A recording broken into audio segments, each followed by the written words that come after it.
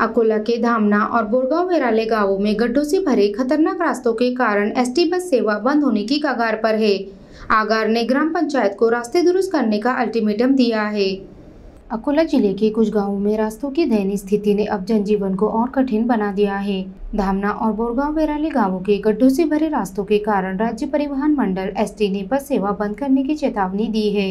इन रास्तों पर चलने से बसों को भारी नुकसान हो रहा है और अपघातों का खतरा भी बढ़ गया है। धामना से हाथरून तक का केवल 10 किलोमीटर का रास्ता इतना खराब हो चुका है कि सामान्यतः 45 मिनट में पूरा होने वाला यह सफर अब 1.5 घंटे तक खिंच रहा है। इस मार्ग पर प्रतिदिन 3 बस फेरी संचालित होती है, लेकिन अब चालकों को भारी परेशानियों और यात्रियों को जोखिम का सामना करना पड़ रहा है। इस गंभीर स्थिति को देखते हुए अकोला एसटी आगार ने धामना और बोरगांव वेराले ग्राम पंचायतों को पत्र लिखकर रास्तों की तत्काल मरम्मत की मांग की है। पत्र में स्पष्ट कहा गया है कि यदि रास्ते दुरुस्त नहीं हुए तो बस फेरी बंद की जाएगी। इस निर्णय से दोनों गाँवों में चिंता फैल गई है, क्योंकि इससे छात्रों और ग्रामीणों को भारी असुविधा होगी। ग्राम पंचायतों ने महामंडल से कुछ समय मांगा है और रास्तों की मरम्मत जल्द शुरू करने का आश्वासन दिया है।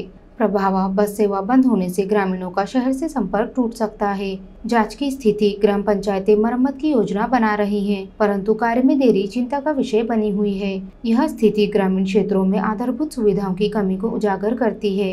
एसटी महामंडळाकडून आम्हाला असं पत्र मिळालेलं आहे की बस सेवा ही बंद करण्यात येत आहे, पण एसटी महामंडळाला माझी अशी विनंती आहे की त्यांनी बस सेवा रद्द न करावी, कारण की विद्यार्थ्यांचे शालेय नुकसानही होईल आणि गावकऱ्यांचे पण येण्या जाण्यासाठी खूप हाल होतील।